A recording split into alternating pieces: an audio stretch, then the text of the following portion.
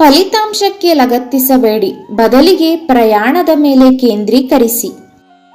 ಪ್ರೀತಿಗೆ ನಿಮ್ಮ ಹೃದಯವನ್ನು ತೆರೆಯಿರಿ ಮತ್ತು ಭಯವನ್ನು ಬಿಡಿ. ನಿಮ್ಮಲ್ಲಿರುವುದರಲ್ಲಿ ತೃಪ್ತರಾಗಿರಿ, ಏಕೆಂದರೆ ಸಂತೃಪ್ತಿಯೇ ದೊಡ್ಡ ಸಂಪತ್ತು. ನಿಮ್ಮ ಮಾತುಗಳನ್ನು ಬುದ್ಧಿವಂತಿಕೆಯಿಂದ ಆರಿಸಿ, ಏಕೆಂದರೆ ಅವರು ಇತರರನ್ನು ಮೇಲಕ್ಕೆತ್ತುವ ಅಥವಾ ನೋಯಿಸುವ ಶಕ್ತಿಯನ್ನು ಹೊಂದಿದ್ದಾರೆ. ಸರಳತೆಯಲ್ಲಿ ಸಂತೋಷವನ್ನು ಕಂಡುಕೊಳ್ಳಿ. ಹಿಂದಿನ ವಿಷಾದವನ್ನು ಬಿಡಲು ಮತ್ತು ಪ್ರಸ್ತುತ ಕ್ಷಣವನ್ನು ಸ್ವೀಕರಿಸಲು ಕಲಿಯಿರಿ.